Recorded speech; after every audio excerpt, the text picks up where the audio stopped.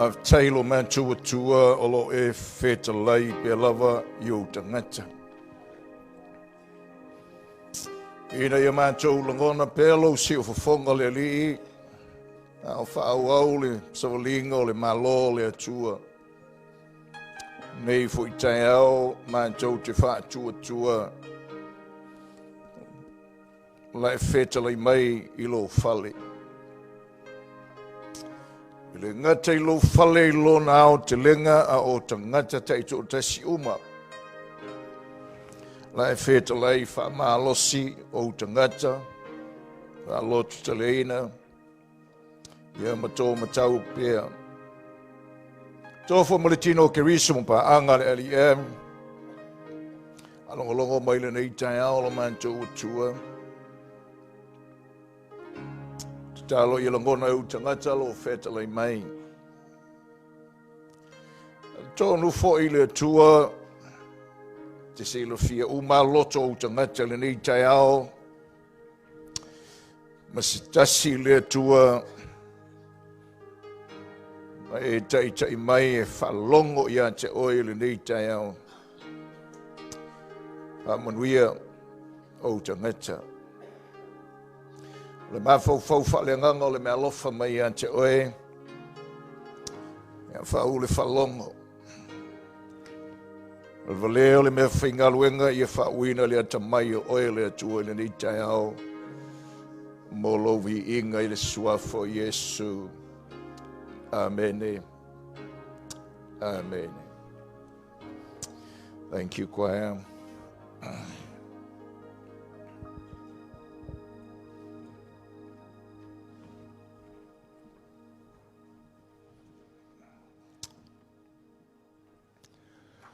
Suelo tuspa ia i le Roma hiva.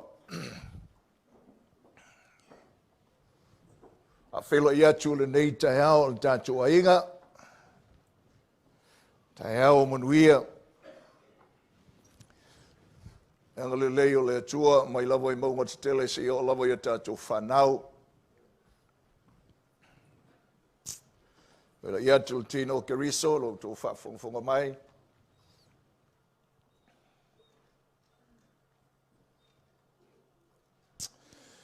O whamoe moe tātou te wholau i le mata upula nā ma whaile tātou sa vali. Ana e whaisi te leo fwoi upo le tu sile nā. Ia o te mana oe tātou te wholau ai. Si tasi o mata upu mātango fie. Si tasi o mata upu o iei le oa. O le finangalo le lei o le atua.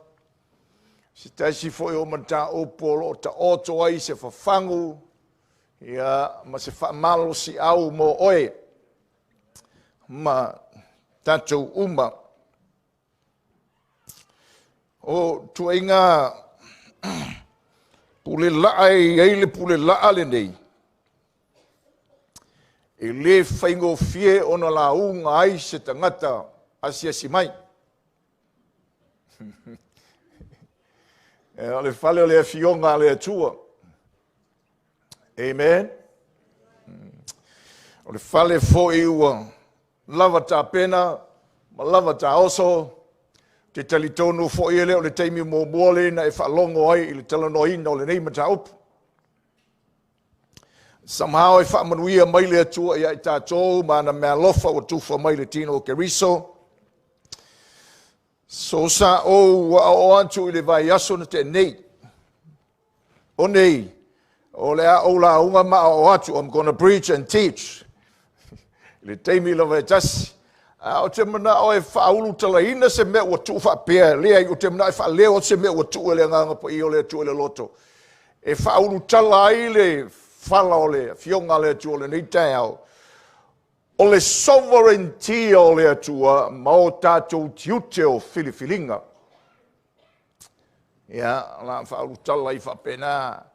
The sovereignty of God and our responsibility of choices. Ole taula inga ole sa vali le ole atala noa tuai ole fa malo singa o lo fili fatasi male tua. Onai pule au le tua manga lue le tua ilo na pule au yo na tafa esi. Ya ole fisili tu la ima ye fa pe feo na tato fili. Pe a fa pe ole tua e pule au le tua. Ya tato fili fo ye fa pe feo na mana ole tua tato te fili. If God rules sovereignly, well, how can we make our choices under that? And if God gives us an opportunity to make choices, how does He want us to make choices? Ono mata upu ia e lua e ta oto le lei tu tonu le pulkalamu le fionga le atua, o le pule o le atua, and our responsibility whatangata o le atua. Pe o whakasia meia, sa talo noa tu le vai aso len te nei peina mafuli ai le whiwhilinga le atua. But we still have our responsibility to. So tatu tiute lai lau tele au mana o whapumo mo o whape i le melea, tatu te manfau fau al nese sa, olo tatu tiute o whiwhilinga. Amen. Eo, o le tatu waile i le mata upu, o lo tala noa le mata upu le iwa i le whiwhilinga le tua ia Israelu. Le whiwhilinga fa sovereignty o le alofa tu noa o le atua ia Israelu. Ai ao tātou tala noa ai ma tātou fola i le whala lea. E tātou tala ngona i le whamanatu mai o le atua ia te i tātou o lana whiwhilinga ia te i tātou i tusa malona alofa tu noa. Now, o le mea mua o lo tala noa ma i la polo i o lo tala noa i whamanuianga o le whiwhilinga o Israelu. Uise se whapena o na whamanatu mai i tātou Kerusiano le whalo le atua, o lo tātou whiwhilinga i le alofa sovereignty o le atua, o le whiwhilinga o whamanuianga. O whiwhilinga o le lei o le atua, o le whiwhilinga o le mātango fie o le atua, o le whiwhilinga o le sosia o le langi, e tātou te waai iei ma tātou moli mauina ia o tātou iei i le lalo langi nei. O le sosia o le mātango fie o le ainga o le atua, le la tua na ia whaia mea uma, ma e ua whapena o na ia whiwhilinga ma avea mana whanau, le mātango fie lea, o le whiwhilinga o le atua. A tātou whai tawina, le whai umua, i le whai upu e lima. O le upu moni o te whai atua i luma o ke riso, o te le pepelo, wa moli mau mai ia te au loto fua te hifo i le nganga pa ia, e tele lo whanau noa e le au noa fo i le puapua ngā o loto. A wā o te mawhaia ona fia ana te moa au ia te ama ke riso ona o uso o lo wa inga i la le tino. O sa Israelu i la tau, o le wharinga leo le nganga o le apostolo, o lo na nau o lo na loto, anga i ona tangata, tangata anu o Israelu, le nau o lo na loto ina ia langona Israelu la tau walawina mai le atua. I langona Israelu whamanuianga.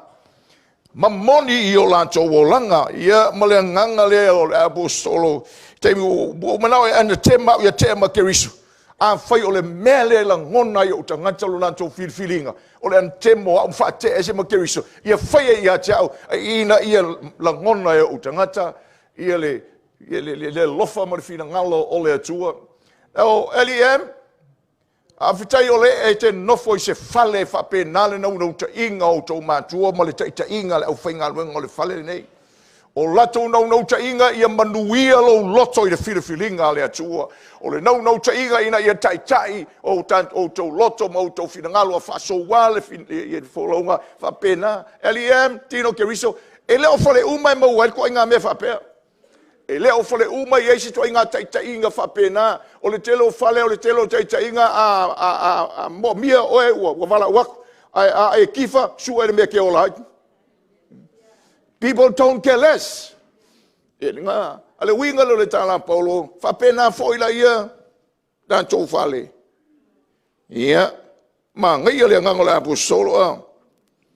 Amen. A foi o sua se lotu e te lotu ai. Sua se lotu e te iloa e manatu atu le te tai o le lotu ia te oe. Fele mele te iei e lotu atu. Ian te oe. Fa, o sa Israelu ila tou, o tama fai ila tou o iei fo ila mamalu, ma fea ngainga, ma sauninga, ma tula fono, ma le tapua inga, ma upu na fola folaina. O ia te ila tou tupunga, ma ia te ila tou fo ile kiriso ila le tino, o le pule au ia, o le atua e vi ia e whapavau. Nau wha i lima o lo ta oto ina, whamanuianga o le filifilinga, Israelu tato fo lau whatasi, nau mua o le whamanuianga o le whatama whaina e le atua Israelu e whai maona lava tangata. O le whamanuianga le o le filifilinga. Fa peila von fa maitala tuspa ia o fa manuianga o le filifilinga ia te oele te ngata o le atua, le kalesia, o fa manuianga i la le nganga, e tusa ma le mua i filifilia o i tātou ele i whawaina le rolangi, o le whai o i tātou matama whai i le atua, i le mata upu a toa le tusi nina e fesol mata mua, o fa manuianga ia le filifilinga o tātou. Amene, filifilia e whai matanga tupa ia, filifilia e whai matama whai. Filifilia e whapena o na tongi o laina. Whamangaloina i tātou. Wa umai le tofi a te i tātou. O le whamanuianga o le whamau whailonga ina o i tātou. E whai ma mea tō tino o le atua. I le nganga pa ia. Roma i lima o le whamanuianga o le tātou le rei whavavau ma le atua. O le whamanuianga o le tātou wholau le si o mianga o le alofa tūnoa o le atua. O le whamanuianga o lo iei o le tātou whamoe moiola i le atali. O le whamanuianga o le tātou whamalosia i teimi o lo tātou olai. I le alofa tūnoa o le atua. O le whamanuianga o le alofa whatumu mai o le atua ia tātou umaia. Nao nai vaenga i e tā ua, le winga na le tala, o le tātou filifilinga i le alofa tūnoa o le atua, o le filifilinga o whamanuianga i le atua. Amene.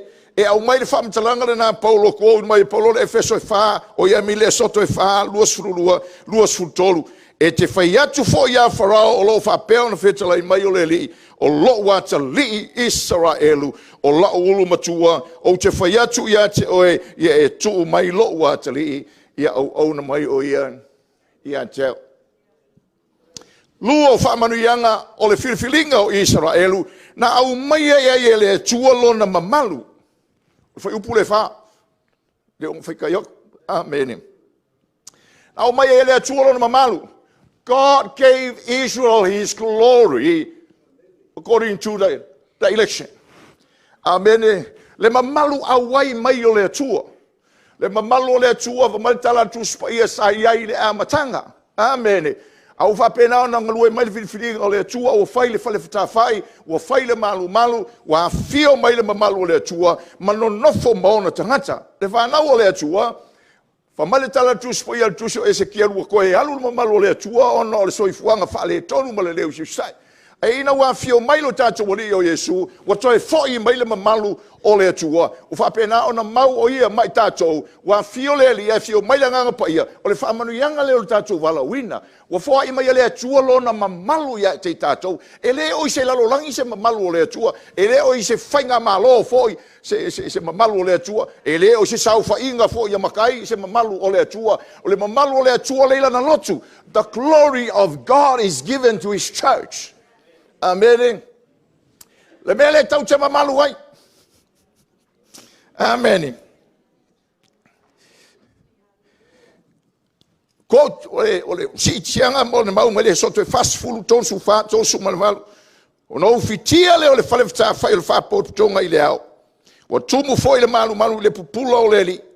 O le mo foi mose o no lu fale atu ile fale fta fa il fa pot tonga. A wa ua nofo le ao i ona lunga o le pupula foi lea, vai lunga o le mamalu o le atua ua tumu ai le malu.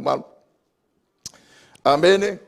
Whapena fōi in tā ua le tupu mua wha upe valu fulu sumatasi. Ono sai mai se tau lala lo whai atu te launga. Ko ia o so kusi lalo kusi e la watu. Amen. Wa uru whapala u whai taulanga i le mea pai ona tubu leo le whale o le li leo. Wa le mawhai le au whai taulanga ona tue au ona ona le au. Le mamalu o le atua. Amen. O lona tolu, o lo tolu noa tu lava I whaamaru yanga o le whengainga ma whaamanatu mea te tātou. Na au mai e le atua ia Israelu whengainga. Whasolo per wha upe wha. God gave Israel covenants. Whengainga na whai ma Abrahamo, whengainga ma Mose, whengainga ma Tavita. Whengainga e le, a vea e le atua I sesi anu. O le larolangi. A o whengainga fo ia wa au mai ai tātou le whengainga le totolo tātou o lii o Jesu Kiriso. Le whengainga I le mawai. Le whengainga ngā ioi mai ai le atua ona o le whengainga I ante I tātou. O lona whā, na au mai le atua le tūla whono ia Israelu. E pūlea ia na upu whai whamalo, o lona o na langa whaanga whisotai, ma lona o langa tāpuai. God gave them the law. Whamurianga. I ona tangata. Ma whamaonia mai ai ele liru la tō manuia.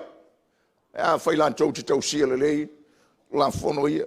Ele ia vea ele atua le tūla whono le se sinu. Ele au mai a fo le lokur ku la whono lea. Na ave ia Israel tūla whono lea. Amen. O ia tātou le alofa tū no le atua ma le fionga a le atua a mai a te tātou. Tātou te manui ai pēr tātou whalongo le tala lea Jesu. Whai tātou te whalongo ma tātou jusai. I le upu a le atua watu ina mai a te tātou. Ma tātou wola ai e leo ma tai tuso le tūla whono a o le nganga o le tūla whono watu ina mai. Ma tātou te manui ai. This is a blessing of our election.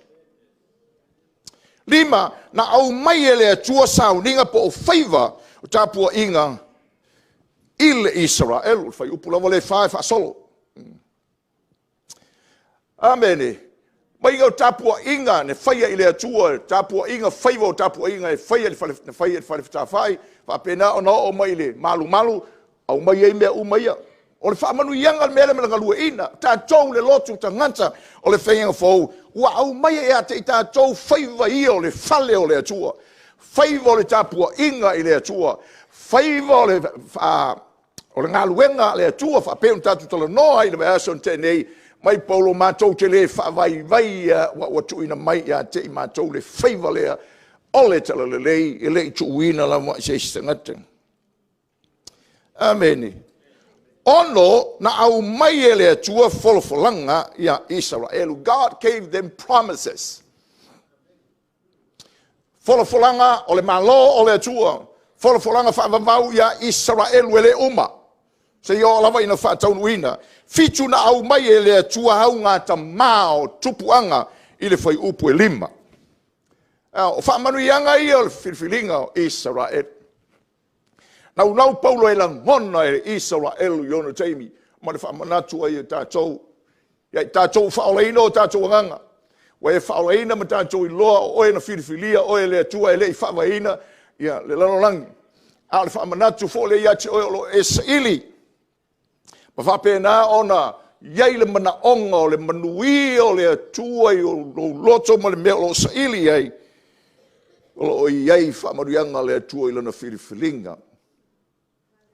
Na whai lo na alofa. Whamarianga o maoli, whirwhilinga le nāri whai upu e lima, whamarianga ina I a whio mai ai Jesu, I le larangi, I le tino.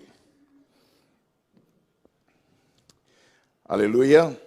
Tau, o le taoto ai leina, a whai o whirwhilinga ia na au mai, whirwhilinga I le atua Israel. A whai o whaamanuianga ia o le whirwhilinga. Whape whea ona o leo wa leo stai ma le whaamaoni Israelu e tusai ma le whirwhilinga. What's happening now? O lea leisi mea o iai, Israel failed miserably. In spite of whaamanuianga o le whirwhilinga, Au mo kwa ko ilalo popo a Israel mo faya inga. Amen. Na fio mai Yesu ai te ena Israelu fa tau Yesu ile sa tauro so ole ale meo ole ale me tupu i le mele e fa au pe le feeling e fa au pe fa marianga ole feeling ole tala o lo ta o toi tonu e a fa o fa inner Israelu e le fa le o ngai nai le filia ele tu ele ai fa o peono ai le peise i wa vale le fionga ale tua sila ia foi upono ai le peise i wa vale le fionga ale tua au o i o lota oto ai le molinga me ita to o falinga o le tua fa maoni le tua na fia le filinga. The faithfulness of God e tu sai male filinga o Israel wa le fa maoni Israelu ai le avea mamea e le fa maoni ai male tua i le filinga na fia mole no o le tua e le fa maoni ala Israelu ai fa maoni ala tua ia e tu sa male filinga. Amen. Now o le fa malo singa foi le motato e na tala no tua de vai asolente nei. God is faithful.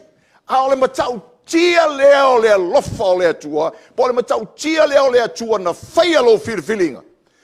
Ona lo tato wala is si o mianga po we live in the realm of grace. Okay?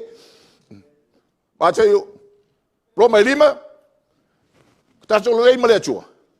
A tato wala fo le si o mianga le lofa tu no le tua. Le fawa wina ma le tau singo whenga le atua in the realm of grace. Le wigo le tala.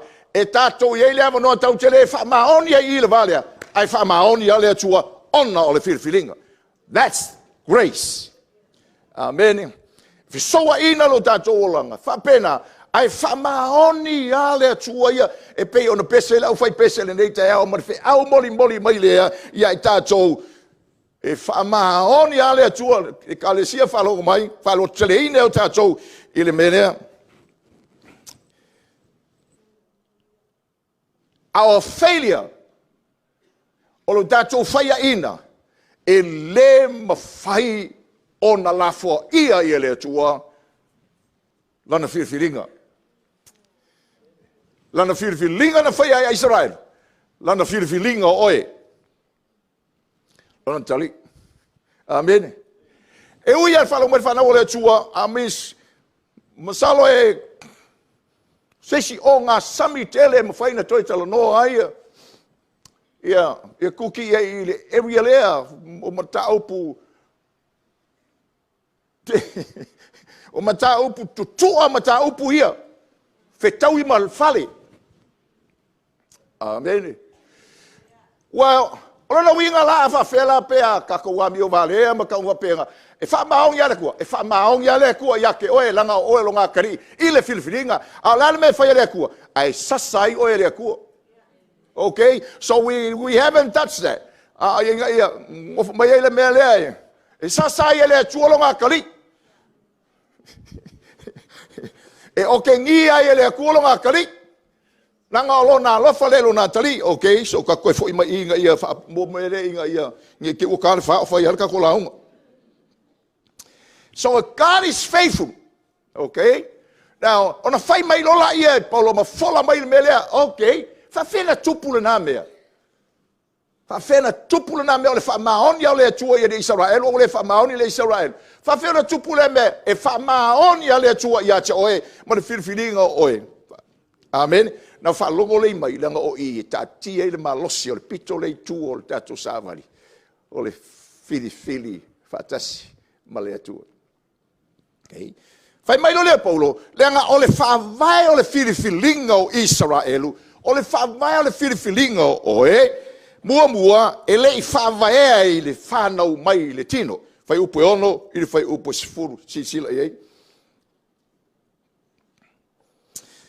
Ele whawai le filia o Israelu.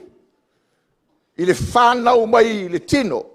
O e na whanau mai le tino Abramo, whau pui ono sifuru, tātu whai tau. Awa o tangata mai a Israelu, e le o Israelu I lato umalama. E le o le whanau fo I lato uma, awa na tupu mai a Abramo I lato, ai whapea mai e vala wina lau whanau ia Isaako. O le nei, o lona winga le nei, o le whanau o le tino, e le o le whanau o le atua I lato. Ai peitai, o le whanau o I le upu o folofolaina, e ta ua I lato o le whanau. A wā o le nei le upu na folofolaina, e whapena le la tausanga, o te sawai, e maua fu e sara sana tamatane.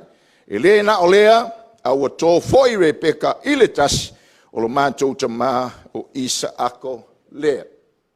A bene, whai makako whai kau mai fo ingiri langa e malu rūle mea ke ua e ko wha a le whai kako a o man kako launga. Amene. Nau e iai le se sengo le whanau a Abramo le tino, ma le whanau a Abramo I le anganga. Hello? Tala malama, for the sake o e o le whata whaalonga lava mai wa se si mai, to lua tali o Abramo, Isamaeli mai Isaako. Sa ta tau na filifilia ele atua Isamaeli langa e matua Isamaeli. Ai na filifilia ele atua Isaako. Amen. To lua whanau Isaako mai Iakopo. E sau mai Iakopo. Amen. Isaako mai Rebeka. E ta tau na filifilia iai. Tau na filifilia e sau. Wai makua. Ia ai filifilia ele atua Iakopo. Aleluia. Le lava mai Paulo. E whamaoni ale atua ia. Langa o le filifilinga o Israel. E le se filifilinga na whaavai mai le la le tino le tūlanga o e na whananau mai le tino. Aleluia. Lua. E le I whaavai foi le filifilinga ale atua o Israelu. E whaavai mai I ni le leo ni tangata. Po ni ngā luenga foi ua whaia ni tangata. Fai upo sultasi sultolu. Ia tatou fai tau fai tasi. Fai kau leo kele fo ila ia. Ia. A o lei whanau mai ana tama. A o lei fai foi e la ua se mele lei. Okay. Po se mele anga. Ina ia tu maule fina ngalo lea tua ila le fili filinga. E le ona o ngaluenga. A ona o le na vala au mai. Na fetale yatu ia te ia au na leo lumatua ile iwi. Pe ona tu sia. Wa o lofa ya Jacob, wa o ino ya Esau. Le wingo le tala, nga filifilia, ai le ifanga o mai. E le yengi le boi loa o ia kama. Pe nga filifili foi, e le ilopo angi la me o fai. Amen. So, le wingo na o le tala. So le filifilinga la le atua, o lo fa vai e le ongi le yo la uria. Po ngi me o fai. A wanga filifili ai le I whanga ngau mai. A le filifilinga e whawai I le na vala au mai. Ai le iei le whaupunga le na. A le filifilinga I le na vala au mai.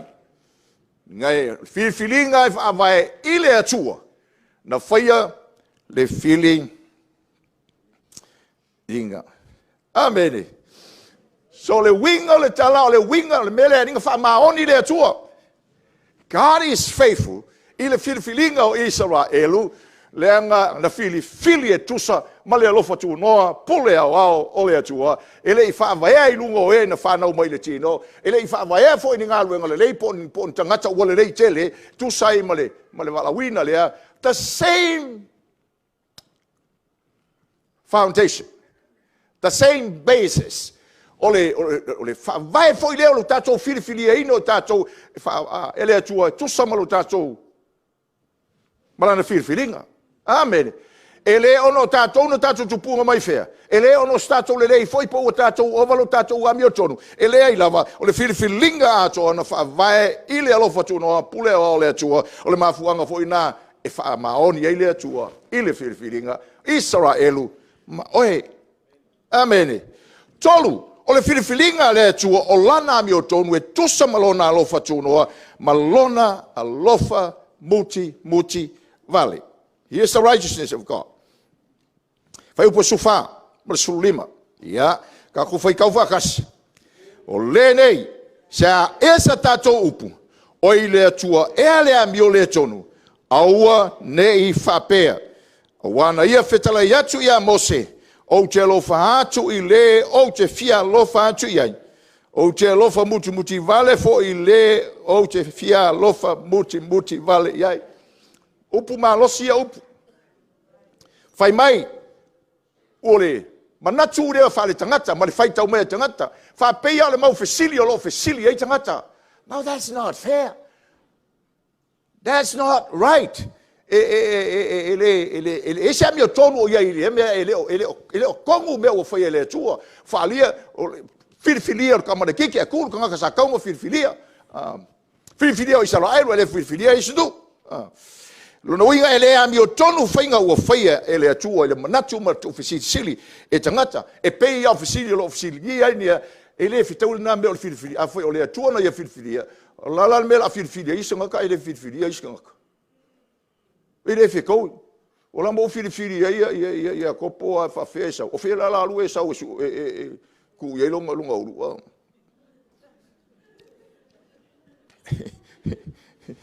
na o le tala a Paulo aua e fa sa ele atua nga ko inga mafau aua nei fa pea se manatu o se tas kas o le atua on sai mai now e si tia mai e Paulo le ia mea langa ile o ta ua tuspa ia a ona si tianga ia mai fenga inga toai e soto tol sul tol mo su moreiva e au mai e fa upunga na fa ai loa mai e ia o le tuina mai o le lo fatu no ma le lo muti vale o le tu e fai e tu sai malona fina ngalo ai le o le fina ngalo o le tangata pa pe fon ta o le feso mua haleluia fa lo foi le e alofa muti vale le atua i ka ngaka e manga o e alofa muki vale iai. Ma e le alofa muti vale iai. Now, whalonga Maltino Keriso, this might contradict your theology. Hallelujah. O le alofa muti vale o le atua e alofa le atua i e fili e alofa iai. A le alofa ina foi nisa ngata. E fili foi ele atua. E le alofa muti vale. Iai. O le tala fale na tula le soifuanga. That's unrighteousness. How can God choose other people? Fa pe fea ele atua alofa. Okay? Fa pe fea ele atua. Le matala tuspa ia. O le atua o le alofa lavai. Ai fape fea ona fili isa ngata ai le filia isa ngata fai mai le tala tuspa ia mai le atua o te alofa muti vale ie o te alofa muti vale iai ua fili la le atua Israelu ai le filia isi ngu uma o le rangi e tu sai malang filinga e le fenga me le atua ku se fai mai le akua le ai masau fe au e pule au po ai o ke alofa iai a ai o ke le alofa iai pule au po ai o ke filia o ai o ke le filia now that's my righteousness according to my mercy okay o la wa mi o tonu le tu sai malo wa lofa tu no malo wa lofa muti vale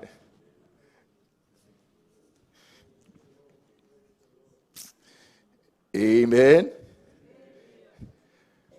tolu le soto sumaleiva o le reference fa taua ngai le taimi foi le na fai ele I fo nga tupua Israelu il kamai povi o le ale fa matalanga the whole nation worshiped the idol. Na tapua Israel umai o aya alonga. O aya alonga mauna tari kapua I uma tamai povi. Ai ina wa wina mai ele tua mo se masau lalo. E to fia tangata na fasio tia mfa umatia. Ngara kolu wafika kanga mfa umatia. A ole nu a tona tapua ile tupua. Saka kawa fufulu uma. Saka kawa fa umatia ima. But God chose to kill 3,000 and have mercy on the rest. Fa o matia le tolu afe. Ai alofa muti vale. I le isi o foinga.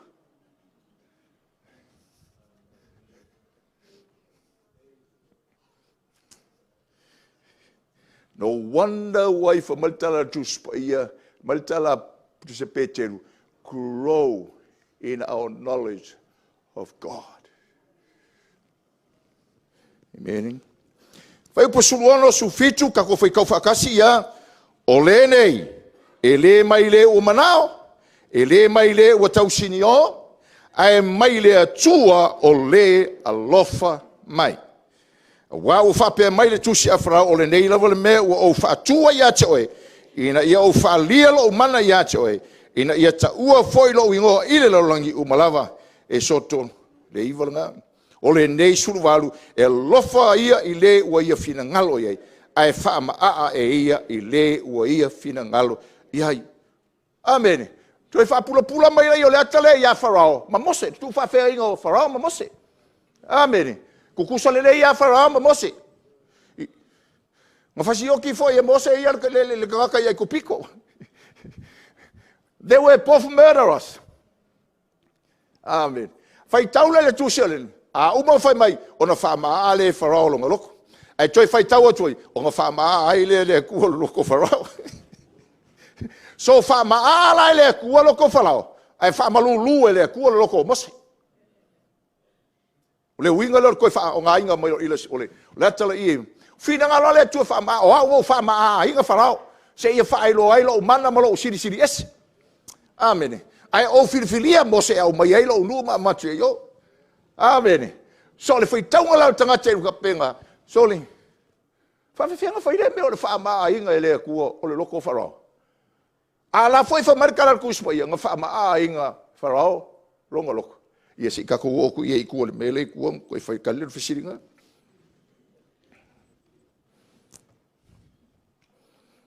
Praise the Lord.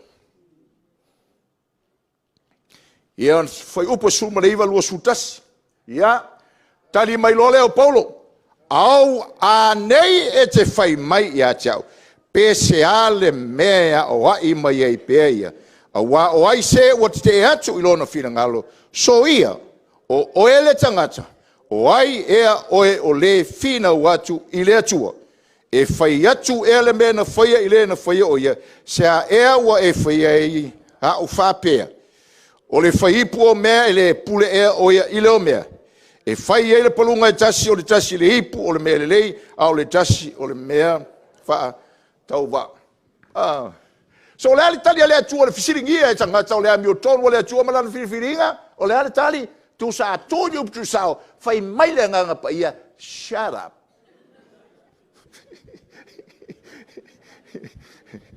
Amen. E te fia fisiringia le ami o tonu o le atua longa e fa pe fe o le o mea o nga e fa yaku I le fa ipu o mea o le ale me wa e fa ya o fa ma fa pe e fa malulu le ala me le fa ma fa kasi ma o e pe fa malulu fa kasi go fa mala kala ku spa ya shut up o ai o e te fisilingi ai le filifilinga o faia ele atu o ai o e te fisilingi ai lo fa ma fa kai mai ar kamale mai fa laiga o ai o e te fisiringi ai, le filifilinga le atua, ma ilo na lofa tu no na lofa muti vale ya kuki malupe, ma fa vai de LEM, o ai o e ke fisiringi ai, le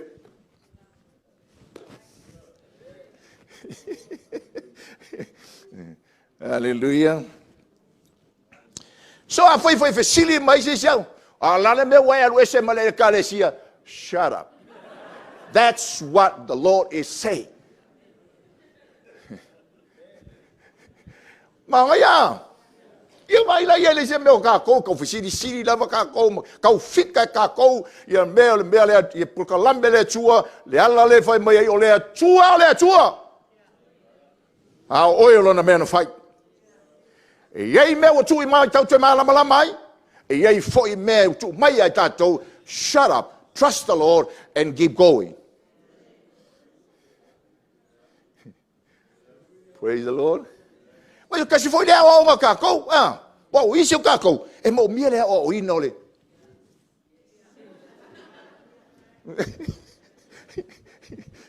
Ai tapua ile atua. That's where our worship comes in. We tau te le matua malama umai ai. A ui o le atua. Okay. Fai mai le fai upo lua sfuma le lima. Ina lua sfuma le iwa. O ile ai. Lua sufa. E fai fa pele atua lona fa maoni lona filifilinga. Kusi lalo. Langa e iai le fa moe o le atua. Po ana fuanga mamana. Po ana fuanga fa vavau. E alai ona ngalue ina fa pele. Lona filifilinga. Fai upo lua sufa. On sai mai. Awa ia a fai wa ono sai le atua. Ma ua matua fa pale I po le to sa ua fa ta wina I le malaya ina ua fina ngalo o ye fa ali mai lona to sa ma fa ilo mai ai lona mana e fa ilo mai fo le fa ula lona vi inga I po le lof na ia mo isa unia e o ile manuia o I tato fo ina vala wina e le ngata I uteia ai a to fo I manu ese le winga le tala le tua va vai mela fes fin kaol fa pu fa sambo nga fa sambo fo e fin kang mal mola mai o mai le tua a fai o ia tia ule mana male ma lose faali e ile o toa sa ile Israelu le fa maoni mai a fai o tia ule na ai wa o fa pale I le te tau iei le toa sa o kau maua mai le la ona olo o iei le polkalame ma le fa moe God has a purpose okay e afu ai ona ia ngai oi e tusai malana filifilinga malona ngalue ina. Okay? Fai mai Paulo. Filifilinga leo Israel. E ao fia ai ma filifilinga o tātou nu esi. Sa valo ia mai lava. E perfetta. Fai upure lua sulima, lua sulmariva. O le filifilinga lo fa sovereignty a Israelu. Mangu esi. Sa valo ia mai lava e perfetta. Ia le melea. Fai upo lua sumalima. Koi kikia umal kako introduction. Fai upo lua sumariva. Ia. Pei ona fetalai mai o ia sea. O te taua lea nu o lo unu. Sa le so unu. O te taua foi o ia wa lofaina. Sa le lofaina. O ile mea sa whapea tuai ia te ilantou. E le so unu o tou. E iu foi na taua I lātou o atalihi o le atua soifua. Wa langa foi I seia ia Israelu. E ui lava ina whapei o leo neone le sami le to tele o le whanaunga Israelu. E whaolaina e ua tutoe. Nale wingo le tala u whaolaina e o tutoe. Le au whatuatua. Whanaua Abrahamo I lale nganga. Okay? Yeah. Nga. Le au whatuatua Israelu lau tutoe. The faithful remnant. Hallelujah. Fape na foi ia tatou. A wai fa uma ia le mea na fa so ina I le amio tonu. E fa sasa in ele ali ona fai o le mei nu. Pe ona fai mai foi ana mo isa ia. Ana le fa to ina ele ali o sapa ota ni fa nau mo tatou. Pa ua vea I tatou. Praise the Lord. Okay. Yeah. Le fa matalanga ma le folosanga nga o le filifilinga ale atua Israel. Now, ona se mai lo leo Paulo. I le tūlanga o le filifilinga le tangata na filifilia ele atua. The responsibility of choice ale tangata po le nuo le atua ma tangata o filifilia la vea I matatou fai upu na tolsfulu I le tolsfulu tol. Now, seki asore. Lela umarka ko introduction. Fai po korse fulu. O le nei. Se asa tatou upu, ua maua le amio tonu anu ese na lātou le saili le amio tonu, o le amio tonu lava le e maua ile, wha tua. A o Israelu, na saili le tūla fono le amio tonu, e le io I lātou le tūla fono le amio tonu. Ona o le a ea, ona o le saili le wha tua, ai peise I o ngā luenga le tūla fono. Wana lātou tau suai I le maa tau suai ai, pe ona tūsia. O te tui si ona le maa e tau soa iei, ma le papa e tau teva ai, e le maa foi se tasi e wha tua ia te ia. Eo, vai mai laia, tu si lalo le manatu tā ua lea. o le filifilinga o le sovereignty o le atua, po le sovereignty o le atua i le filifilinga i le lofa tūnoa. Whalonga mai laia. Ua whātatau wina i foi le atua le ala o tiute o le tangata filifilia. Piwa umi e for you. Okay. Na whaia le atua le filifilinga, okay? Si whaapunga tu sao. Whaia i foi le atua. Ma le tiute o filifilinga, pe whaia i foi le atua, ma le filifilinga. E ta tau o na whaia le tangata filifilia. I se si whaapunga, nga filifilia le atua. That's, he chose people by his divine election. But he also, and God also predetermined the means. Inga lue eli tangata lea, inga yamaguia ili fitfiling. Maua mai.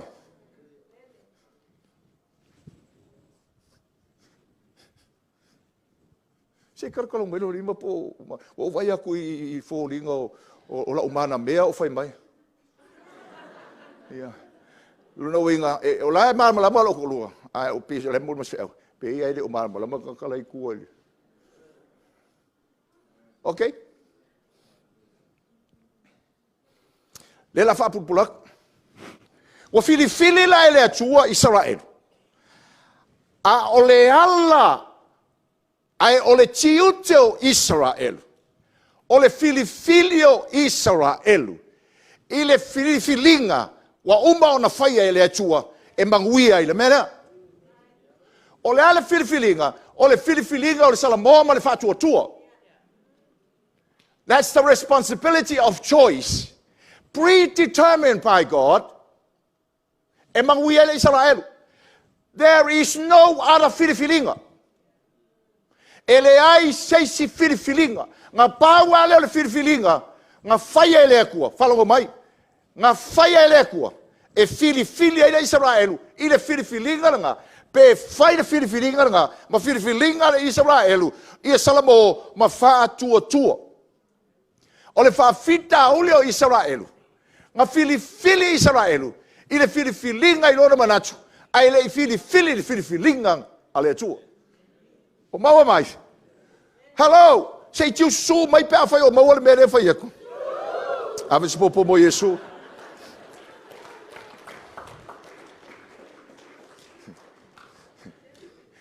Ua.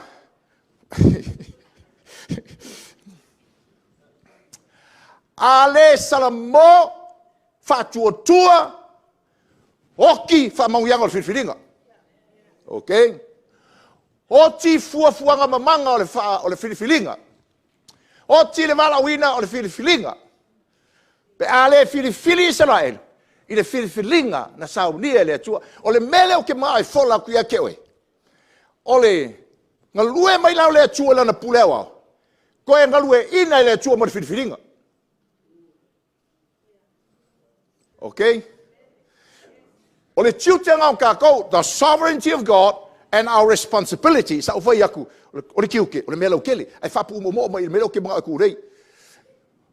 Sovereignty and our responsibility of choice is to choose the choice that God predetermined. O lo tato filifili, I le filifilinga, na whaia ele atua. E filifili ailan tangata. E ui ala o na whaia le Israelu, le filifilinga. E ui ana le Israelu e mo mia na whatua. From a human level, o le filifilinga le wa whai. From the election perspective, this is the choice that was predetermined by God. O le filifilinga lea, na maitofia lea tua, na paua lea le filifilinga. A le filifili ai le tangata. Na te leiloa le filifilinga le tua. Na te leiloa foi le manuia o le filifilinga le tua. Ma le vala au le filifilinga le tua. All right. Le mafuanga lea, Fai foi lau whalongolonga mai tino ke usa mata tau. Wai sau foi le nei tai ao. Whiriwhiringa le atua. Ngā pāua lea le whiriwhiringa na whai ai le atua. E whakaungu ai lana whiriwhiringa. O le sawa Yesu. Alu ni sa kaulo. There's no other choice here a Yesu. Le ai asesi whiriwhiringa e whai a Yesu. O le whiriwhiringa e whai a Yesu. O le whiriwhiringa na atofaina pe na whataoto e le atua le amatanga. Whai mai. Ai lei whawaina le orang. E alu Yesu ni sa kaulo. Saula Yesu. That's his choice. O lana whiriwhiringa lea. O sa kaulo. Lea lei na ua whaingata. Ai whamai Yesu. Aua nei whai alau loto. Ai whai lau whiriwhiringa. Whai lau whinangalo. Ina iau ali sa taulo. A whai e se mena nau iali ki Apolo. O le sauar ki Apolo. E sui le whiriwhiringa. To change the responsibility of choice. Yesu. Laka walu fuare sakau. E mawhainga o wakua ia ke oele na rangi o malo. Pea ei fo mai ia kau. That's a wrong choice. Leanga i leo le whiriwhiringa lea. Ale atua. Le tuina mai le tangata. Amen. O le mafuanga lea. Na whaila whiriwhiringa au vaenga foile. Fasa kaulo. Fasa kaulo. Fasa kaulo. Ai whai mai tala tuspai. A responsible ala vaenga ia lako whiriwhiringa nga whai. But the sovereignty of God. Ngalue umai ai mea. Leanga o le whiriwhiringa leanga ako whai le kua. Jesus will die on the cross. Okay, kako fo i mai la ia kako urkala. O le pule fa sovereignty o le atua, mao tātou tiute fa whiriwhiringa. Ma le wha moe ina i una ia i tātou tau te whili fa tasi ma le atua. Awes popo mo Yesu. Ia, se ingu singa vai langa piu.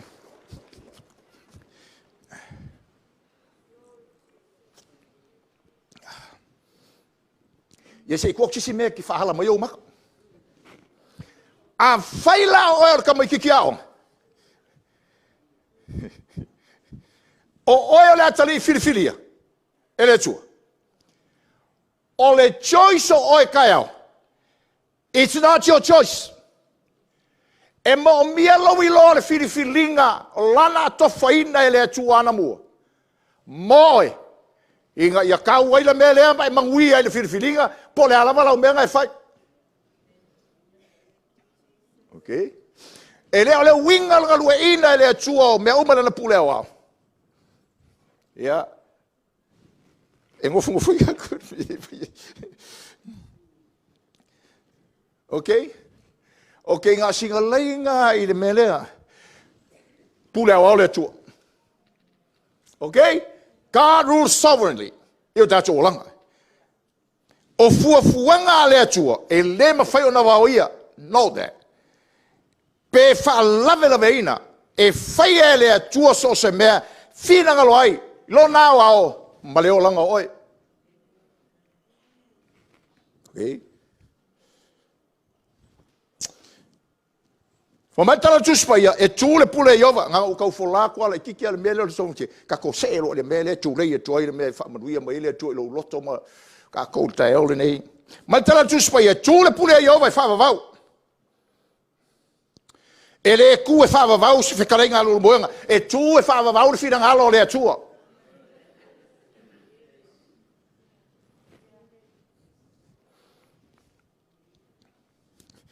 E le mawhai e tau pulpulenga anu e se po mawhauwhaunga te se o tangata o na whalea o ngā ina le pule.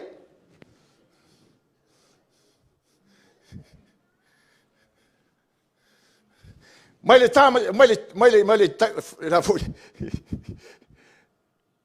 Tai sama le tui manua. E o tu le lau lua o sawari, pa i o Samoa, mai le wawau, e peo la le maka uma.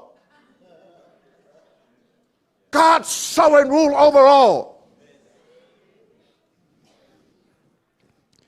Na te whaia mea uma ua loto iai o ia. Tala ia mai le isai e whasu tolu. Isai e whasu ono iwa. Ma salamu e tolu foi upo susu tasi. E le mawhai o na wau ia so se me whingalo ia le atua kau ki ngonga le aiopu. So se fionga whalongo, so se fionga e pa mai fofonga o le atua, a fionga fola, a fionga whamasinonga, a fionga whamanuia, a fionga o whailonga mawawenga, a fionga o tō whinga, tūma wina lava mwhataunu wina i le atua na fionga. Isa e lima whai upa susu matasi, e le fo fua le fionga le atua, fetale mai le fionga le atua, e whataunu le fionga le atua, whapena o na whinanga loai. Whapea le ua luanga, e fo mai whapena o na whasusu mafunga e mea. Lua, o lo pulea le atua mea lava. God is in complete control of everything. Hallelujah. E pulea le atua le si o mianga whaanga whasotai. O lo olai o na tangata. God is in control of that sphere, socially, where his people live. Tani ele fasu marfitu fai mai. Taimi foi le o ko kama ia o yo. Mo fale tau tinonga pe ia na esi la fia mai fa longo ai, mo fili le ai me ai le kupu ma le igu winga le kupu. Ai fai mai le tala tu spaia. Na fa tupu ina le atua le lofa muti vale o le ali e pule e unuka ia kangelu. Sovereign. Pule au le atua. I loto tangata. Ma le soifuanga faanga fsotai. Me yelan tangata. Fatu punto falongo. Taimi udao ese mai ai Israelu mai ai kupito e fai malta la tuspaia. Na fatu puina ele ri le lofo ai kupito le nu. Fo ai uma si liva male aulo. Ai fa marka la kuspaia. Ele o sia lo lofa o isala o ya kupiko nga faia. Ai fa marka kuspaia o le kua. Nga fa o so. Le mele. Sovereignty. Tiu terkan. Amene. Fata o to lusu tasi falongo tala o le finangalo le tupu o vai tai e le ao le ri. Na te li wina I me uma o ia finangalo ai e fai ale pula le kupu. Ai fa marka la kuspa ia e o ale finangalo le kupu. A manga o ale ku ai le liu finangalo le kupu le liua. O le me finangalo le tu e fa tafe ai. Oka. Le o koe fola akili a kwa mele. How crucial it is to choose with God. Amen. Lusu tasi pula le tua. Yo na famaila e sera mua fai mua. O le tausanga mua ku resa le tupo persia na faoso ai ele li le manato ku resa le tupo persia. Inga ia koe o kanga kai faule ngu ma faule. Tala fa solo pito fa tangata pule ao le kup. Le usao ngor kup. Le isi ko ai marka la kuspa ia. Sovereignty o le ko. Ma fa so le loko o le kup. Praise the Lord. Le mele o tatou o ko pa loka I le HRPP. E se me ko ke aku ngalu ai fua ua pule mai le ao sovereignty o le kua kulai mai le malo fas o le mea o e fai e pule ao le atua ko sapenga e paloka hisa pipi yeah.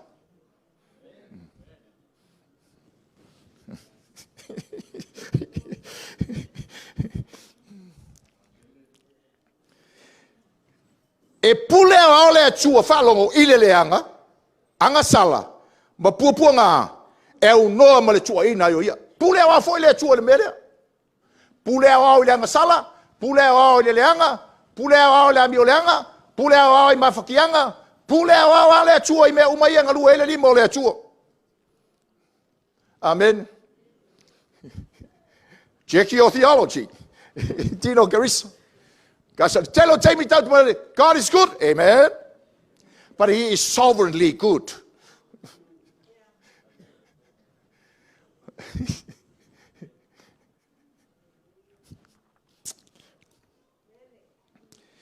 Isaia fasu lima fau pe fitu, falongo. O au le faia le malama, ma fa tupu ina le pauli uli, o le faia le manuia, ma fa tupu ina le mala, o au le li, o le whaia ia mea uma.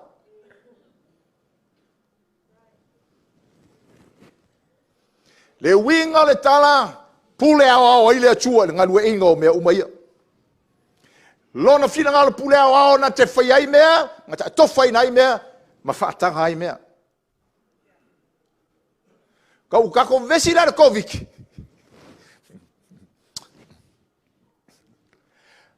Ai atui. Sovereignly. O whakanga ia le kuole. Le koviki. Ai whamai le ai. E kere o malama le mele kau folak.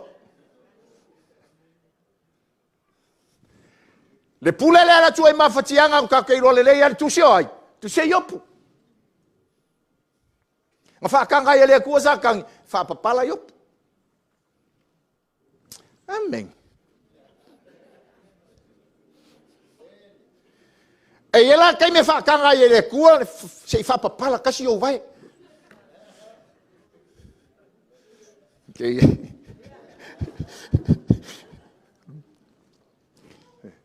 Amazing, ah. Mon tole tala ya se fatu ma apo male perfeka foi la ku me kayo. Ai fa mal tala tu spai ya o fai tau pulenga le tu mo na tali. O ai se alu la loe fa kongu melia. O ai se fai ya ko se fa ali ya ku skala pepelo la ori perfeka pepelo a apo la o la fai. Ah. O man kur kala. Teori. O le pula marisia vai ngana. Ke ofu le launga whaafio o kuki ngei mea a ke le ngoko ai lo ma. Kul kala ula ku se faku ma apo mai apo ya se faku. Sau kao se kau kau lea. Mai se faku. Mo mir ka falongo se fionga le ku. Mai le kala mau le fionga le ku. Se o mai uba perfeka apo. Fa salau perfeka. O mai uma la vai ngale se uma perfeka ngale fai. Fa mai la io se faku soli. E ese perfeka. Ese perfeka le ku. Mai me kai o ia. Apo. Ai. Lai le LEM. O lai ele perfeka le LEM la ai. Alu se fa o saula kamanga. O kamanga saunga ke mai. La kala apo. Ke le manga o ele perfeka nga mala le LEM. Le nga o ke ika ia pe a fai mai lo o nga salama me le o kiki nga ai me o mai sau fai mai me o kiki nga ai. Ai fa mai se vaku. Ri ai e mo mir ka fa lo o kamanga. And if I pay fair to put there, God was controlling the whole thing. I found matala mai, wa fai mai le tua, o ia lolo, fai mai le nganga, a kali o le kua. La walu so walu e ku le pepelo ingu ko perfeka uma la fai. So le la fai ile mea, a le fa ma mai. God was controlling the whole thing.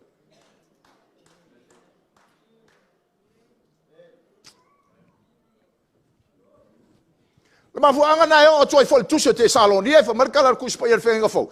A o ina tupu te anga is.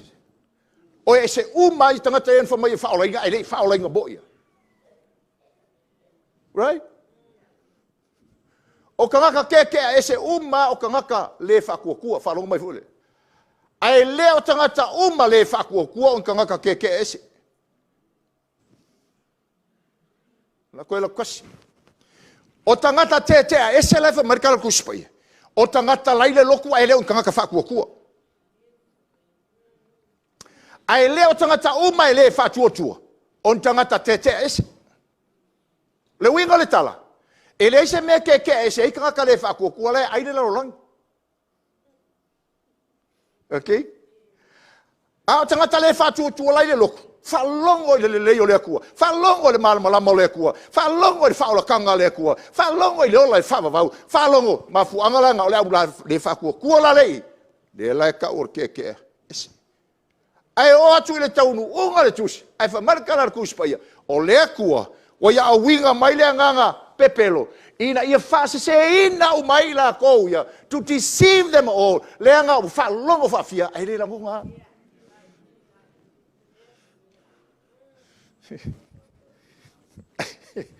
Okay? All right.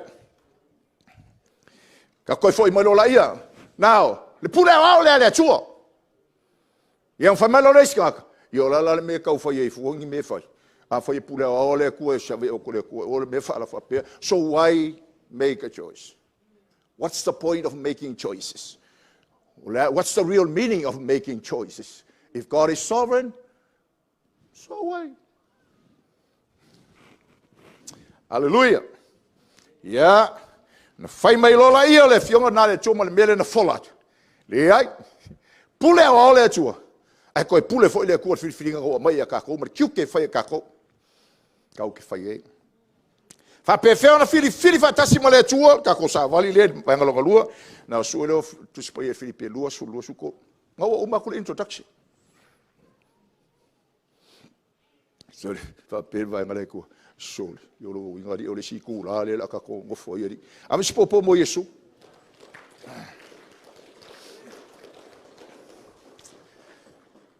Te ilo o ele mau pe ni na le tua ise istangata le o fia ai pengi. Mai tala Yesu, o mau pengi ngai uri. O inga o le mau so si o le fionga le tua istangata le o fia falong. Na fionga ia le antua mo oe falo le tua ta pena lo falongo famluia le tua lo falongo. Amen. Koe paki kele o lima. Amen.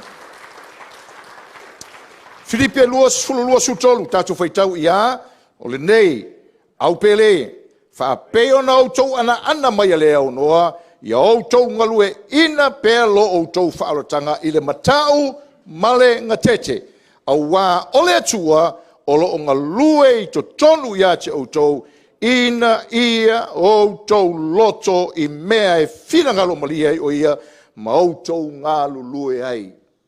Tusi ai tafa male e peru e sutolu, fai upo e lua sultas.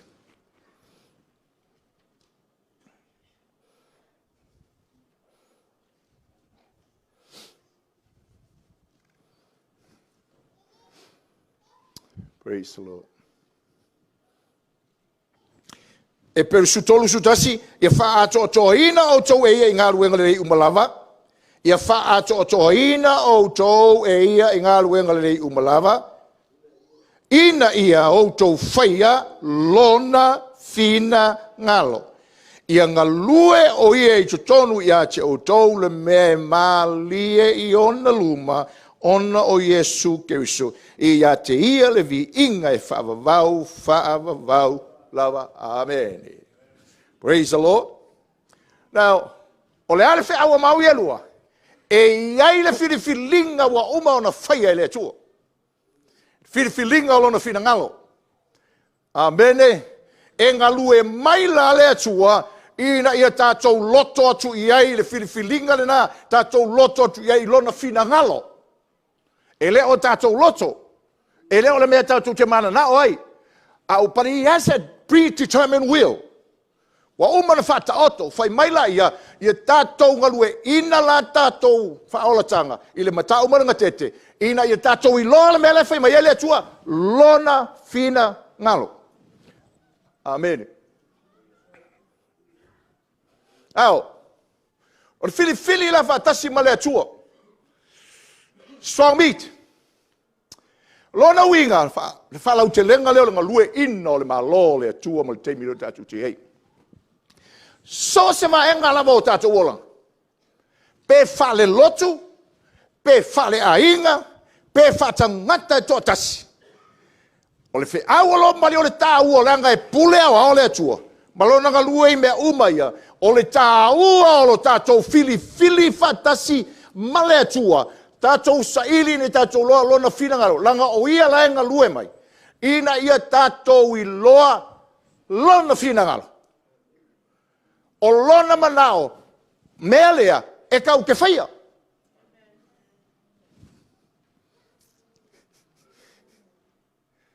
Again, our responsibility of choice. Amen. Ia, kusele lalo mea lea. Ina ia fili la whatasi male atu. Kusa mamau ia.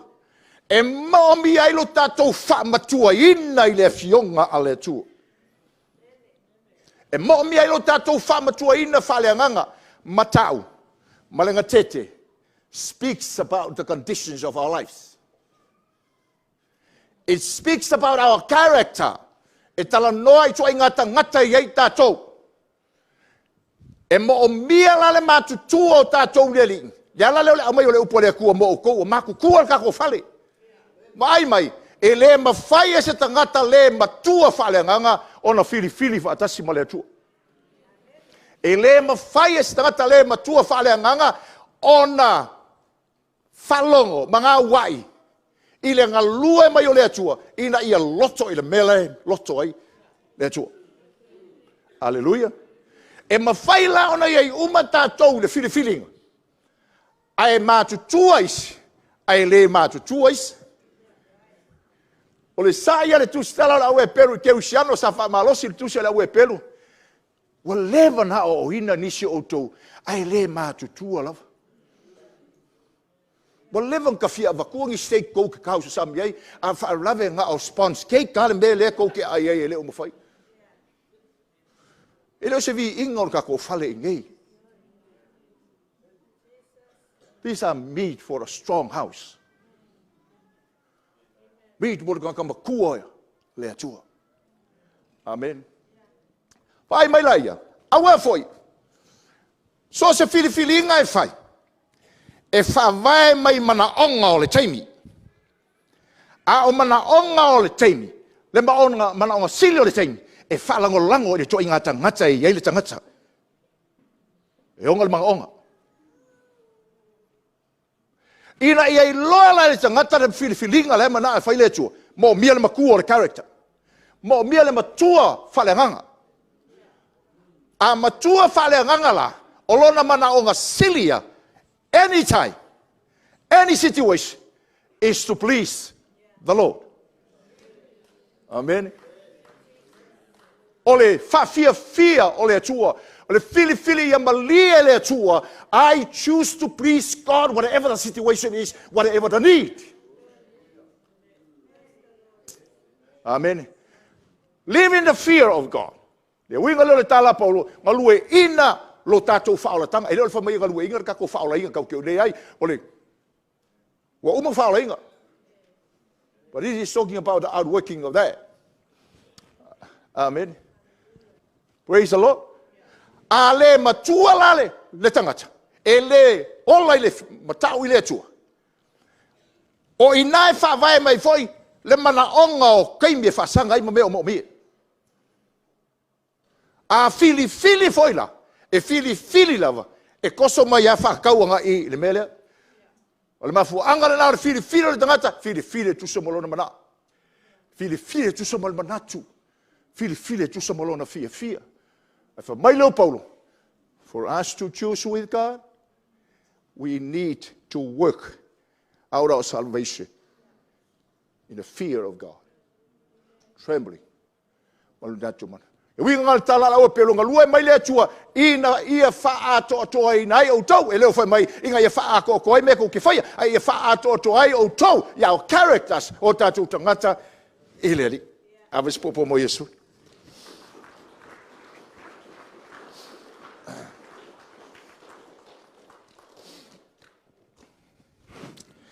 A wha matua ina la tangata I le wha nau mai le mana onga I so se teimi o le whiwhilinga I fia mai lo o atua. Ia tea. Te mana o ma te fili ma lo o atua. Te mana o te fia I loa le whiwhilinga lo o atua mo au I le melea. Te mana o te fia I loa na whiwhilinga tu sama le whawhitauli. Te mana te fia I loa ne anga e sovereignty le atua. E sovereignty for I filinga. Whatever situation, whatever need, there's a choice. Fai ele kua. O le meranga. Amene. Ya let me illustrate. Am fai lau tatou lotu. Lo ia le mana onga o tatou lotu. E fa pe feo tatou fili fa tasi mo le atua. Tau te fili whaatasi mo le atua le tatou fili whaatasi mo le taita ingo le lotu.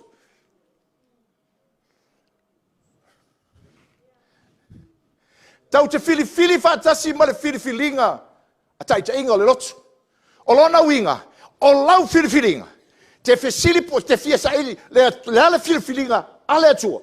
Saul filifilinga a le atua. O le whiriwhiringa, laui mai, so se whale lava, e eilonga piko i lunga, e maunga piko i lalo. Right?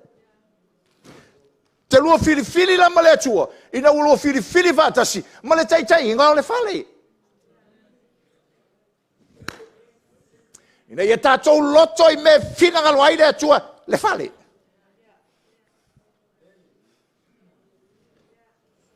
O le mafuanga lea, so se teimi ai whiriwhiri eisi tangata o le tātou whale i se me whai. Ai te le whesili i le taitai inga o le whale. E makolo o langa.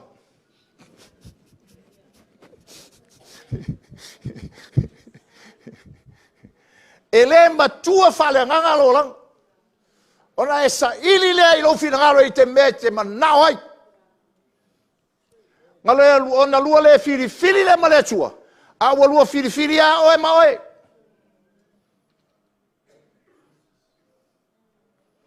Ona uma e le wai le whai e le me manao le atua e le manga le kua e whai.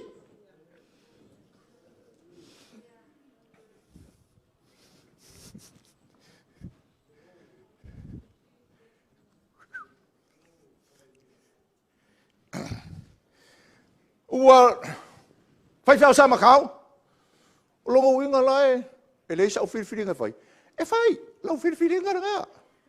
A lau whiriwhiringa nga. E ma whainga whai lau whiriwhiringa o lau whiriwhiringa. Whainga whai lau whiriwhiringa o le whiriwhiringa ngā lea kua. E mga o lea kua ki whiriwhiringa. O me ka ko le sovereignty o lea kua. Let's come to family context. A whaila o le atali ma le awhin. O leo wa yale manaonga. A wa e manao la e whaise whiriwhiringa e tusa ma le manaonga. Alright? A matua la leo langa oe. Ona lua whiriwhiri le whaatasi ma le atua. E whaafena lua whiriwhiri whaatasi ma le atua. Te lua whiriwhiri whaatasi ma le taita inga o le whale. Te lua whiriwhiri whaatasi ma lau ka maa ma lau ki ngā.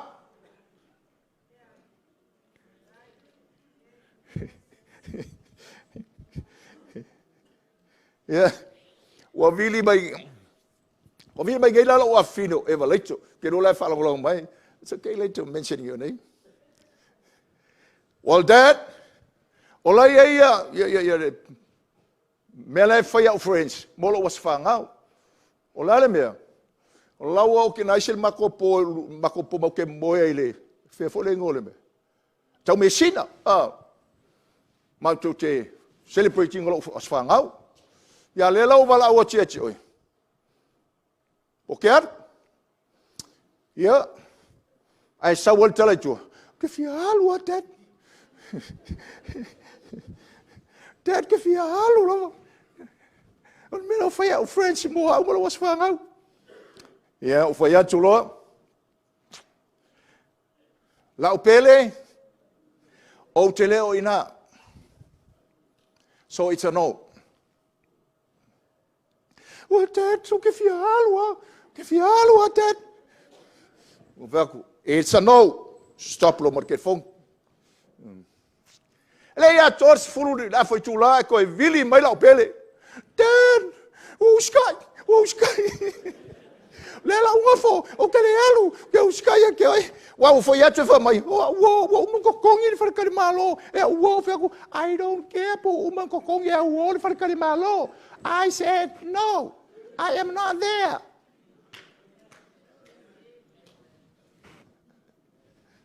And later on, Daddy, no sky out there around the alu. Foi aku, I love you. Praise the Lord. Whanalo mai tātou whanau yesterday. There is this stupid heresy that is saying when you langona se mewa mai le tua ia te oe, don't allow anybody to interfere with that. E ke whiriwhiri ai lava oe ngā oe au lua le whiriwhiri whaatasi ma le atu.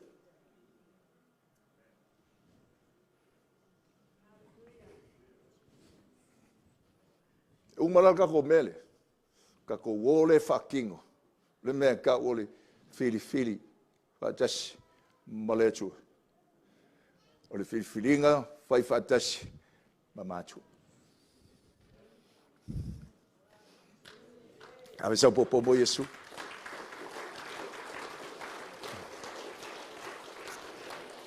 Awawa fai atu nei foi la ko lua le. Ya, ka kwao. Wa tala noa mai fai poiponga, si kai mi kilo mo koe vai mai fai poiponga sana o fai poiponga isi va ngalo fai. Ya lo la. Atet.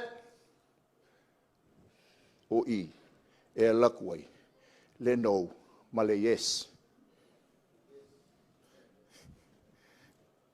If I say no, it's a no. If I say yes, it's a yes. Amen. Wale mga yan filifilinga le kuwa mo le fale. Mo ka ko kamaki. That's the choice that God wants us to choose. What? You honor your dad and your mom. Anyway, thanks. I was pat mo Yesu.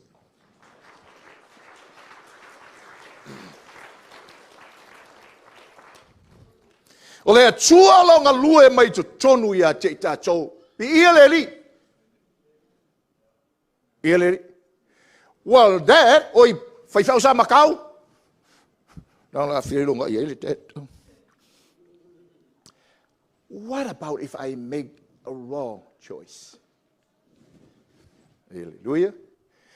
E ngā lue mai lava la lea tua e ngā lue ina le filifilinga le ngā. You know, sometimes I say, oh, yeah. God say, that's a wrong one. That's a wrong choice. Ta leo tala noa tui me le whaingo fia langa a fiai langonga, a fiai mawhauwhau, a fiai relationship, a fiai mangaku, a fiai attitude. Pai a makua ka kowanga, tatu olang. Whaingo fear on tatu langona, the Lord says, wrong choice. That's not what I will for your life. E leo le mele leo te fina ngalo ai, le mena te mena te ili mai, ia e loa. Lea lao te ngalue te mai, e ngalue mai lea tua.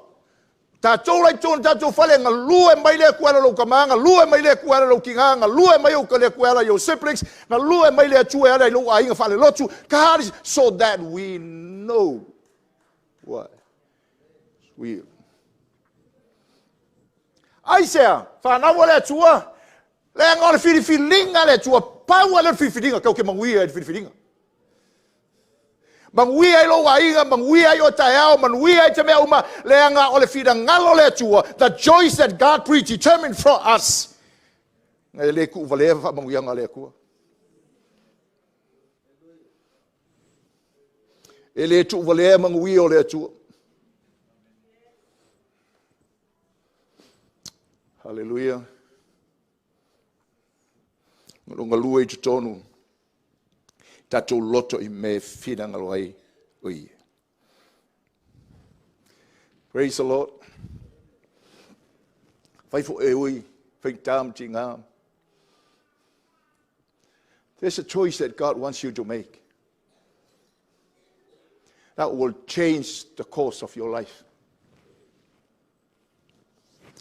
So ngalo ina mai lo whaalatanga le tua. Lautali e ina o le whaalatanga. Whakongu mai le kua se launga tuia te oe whina ngalo le rii. Somehow kulei oe le tua te alu sauninga. Ngalua mai le tua in elangona. There's a choice that I already have for you. An tau o lo langona ina. Pa ua ngal whiringa I manguia ai. Set you free. Brings healing to your soul. Bring healings to relationship. But choice. Dan tu fa anju tu ile tu. So ai na le langa o iai le whiringa o umona saun iai le tu. Au ka ko ile ngonga polal me le fa ba le tu tau toloto ai. Amen. Kala masangel kuspai. Pule o le tu ai Josefa, remember? Sovereignty o le kua. Whakanga o mai mea anga le anga inga. Ku le lua le sua. Whakau i o. Au ngai le kamalo po ki whala ai kupiko. Uma e wahalu whare pui pui. All this. Ai ngā whiri ai o sefa whatasi ma le atu. E alu ale story e whaalawa meltala. Asai ai o le atua ia Iosef. Asai ai le atua ia Iosef. Asai ai le atua ia Iosef. Le la sa whai uma whiriwhiringa. Whamai Iosef le uria. A kou o alofa awange i ngalo mai au. Wo whamakala ko lua miki o lua aso le leia. Awange i ngalo au. This is from the human level. But the hand of God was orchestrating the whole thing. And Joseph, fili, whatasi, male atua. Mga wai ai lea, longa li mai lea tua, e ui lama ki ngā, ui lama le whekaui, a le whiriwhiringa lea, mga lua mai lea tua, ina ia langona Iosefa, ma whiriwhiri ai le whiriwhiringa lea, ina ia loto ai lea Iosefa, e whai le mea lea, le la whauma. Mai leo le tala tuswai, tau te maua leo le whiriwhiringa o le whirangalo lea tua, and God gives us the grace to do it. Na mai le tua le whamarianga lo nalo whatuno ai, whai ai, e whaatino ai, lo tātou usi tai a te ia. Tau te le whai lo tātou maras. Au mai ai, kupe whai ai. Au mai loko whai ai. He provides it. E whai aku me leske mu whai nka e whamarkala. He enables us to do it. Na te au mai ale malosia tātou. E whai. E whai le tua whiriwhiringa o se whai le whai ngofie, e na awe le tua le malosia le lofa tūno ai. Whai e whiriwhiringa na. Wo e le tua sole le e whamai atala Iosefa, i anga whai au kou me vareanga, a olo ua tua, na ngā lue mai ina ia whiliwa ina mea, molo kako manguia, molo kako le lei. Me lo te whamangalo ia te autou. Also, tino ke research kako fale, so many people suffer because they don't choose with God.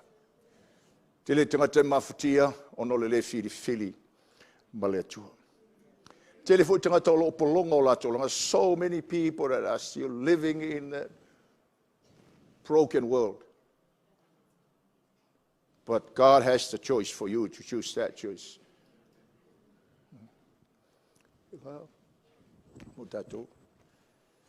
Ultimate example le mele whaia Yesu. Whaita. But at the end of the day, mahano malo. Whiri, whatasi, maletua, tau te manuia ai, I manuia o le whiriwhiringa. Wai le tua o tātou uma. Amanuia le tua lau whafonga mali, tā sofa Yesu.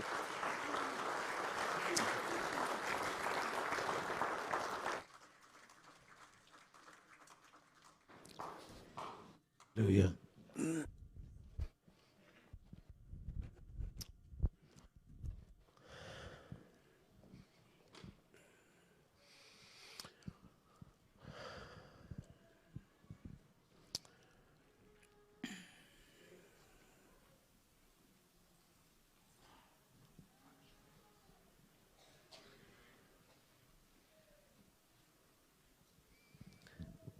Hallelujah. Neu mana tua le. Whamatala I o anele. O ma o onale. Si vaenga le na whawhanga Yesu. Ngolo lisi aso wali Yesu I lisi pito. Ai o tangata Yesu Su Yesu.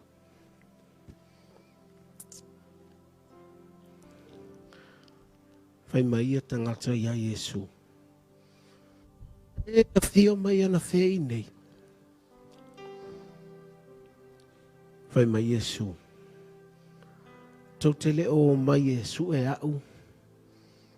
Ona o se whaai longa. e nau tau o mai suea o nau o tau maona.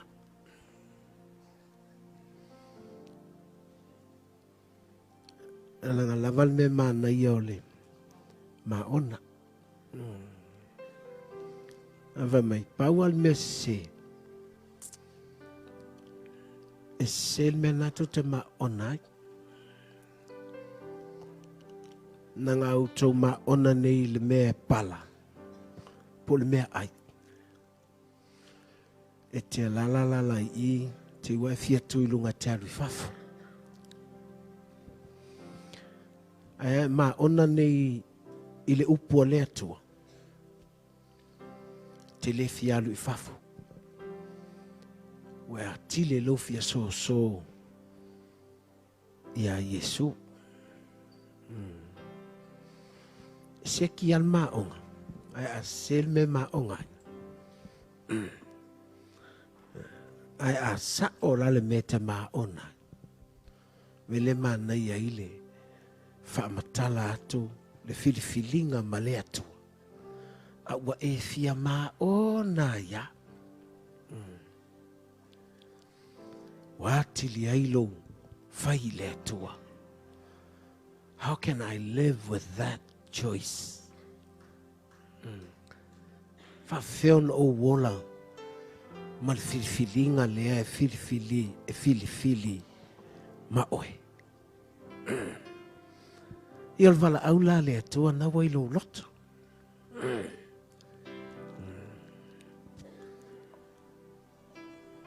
Lua filifili nei male atua.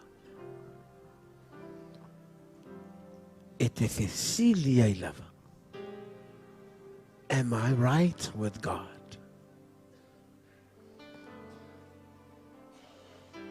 O le mele leia. O oe mau o le tangata ua. Whanau e leanganga. Mena e le leia ilo masani. I leanganga o le atua. Langa i le o le tino. O leanganga. Ai masani nei leanganga o le atua. Fa masani lo wanganga i leanganga o le atua. Langa o le mafutanga lata lana. Fai ei filifilinga a le atua ma oe. Amene. Hallelujah. A fai lai e maloi a te oele alu atu ole me foi le pitau le malama. I encourage you, learn to be in the Spirit. Nanga famele tala Paulo ile Roman nam ta upe valu. A ole tu la fono ole anganga ole ola. Na te faasa o loto ina oe. Mai la fono le sala maleoti. Alright? Mela le ta uai. A fai o oil tangata faa lea nganga. Fai ngō fia ona e malama i lea nganga o lea tua. When you know how to be in the Spirit, you have to know you are a spirit. O lea nganga na faa naufu wina e lea nganga o lea tua. Me voi le failo me aiol tino. O le vave ai a fai mea ai o le anganga e fese e ta i solo me lana e lein fai mai Yesu o le maanai ai o le maona o la ngona o le maona pau ale mea a se le mea te maona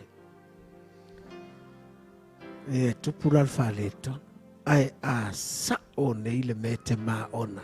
Ma Yesu, tau te leo o mai Yesu e au ono sa whailonga. No tau o mai Yesu e au. Seki al maonga. Pau ale mea. Au tau te maona ili mea ai e pala. Nanga pa o so o ili toilet. E maona ni le mea whalea nganga. Oka. O fia si i alo lima i le atua. mai whai atu I le atua. I want to be with you, Lord Jesus. Ai langona mai la utala lea. Ma e langona le maa ona o lo wanganga I le fola fola o le upua le atua. Na si I le o lo lima I le atua. Ma e whai atu I le atua. Can I know you more? Thank you, Jesus. A usu mai la le pese le ufai pese. O ele na o lo si I lo a au. Na tua e le mele na te iai. Tua e le mele na te iai. Fai o na si I lo a au. Na tua e le mele na te iai. Alai usu atu le pese I lo wanganga.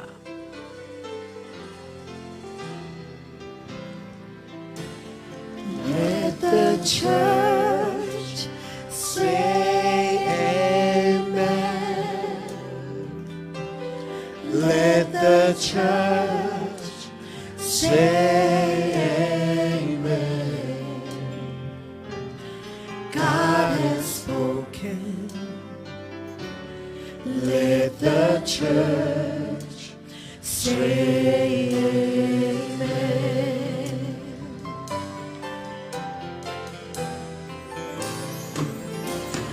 Let the church say amen.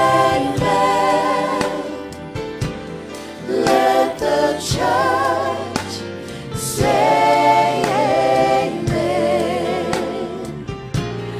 God has spoken. Let the church say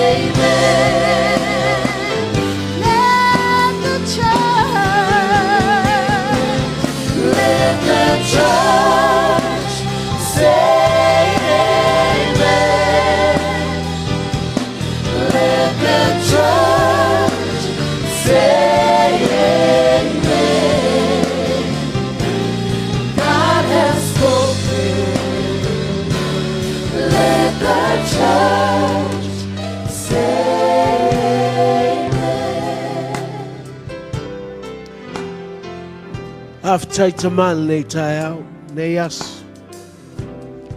Tai te whaamanuia, le whaalongo o te ngata I le nei tai au.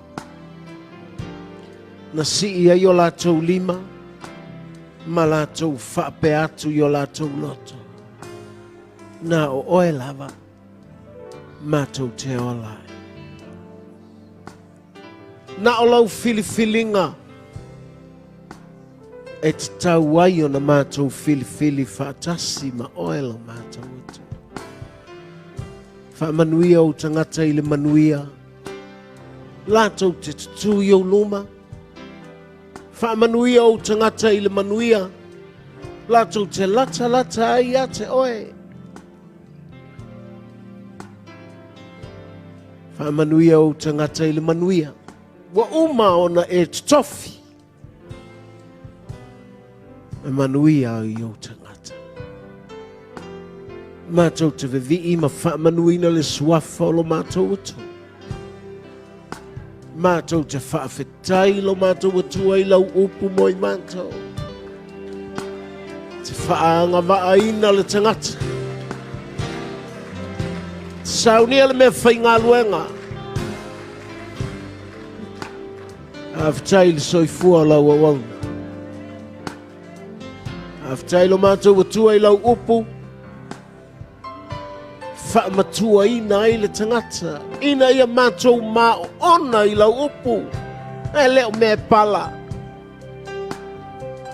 Ia mātou muli a te oe ono le manuia o lau upu.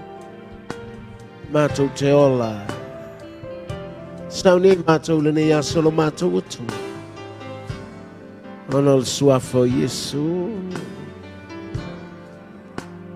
Sing it one more time. Let the church say amen. Let the church say amen. Let the church say amen. God has spoken. Let the church say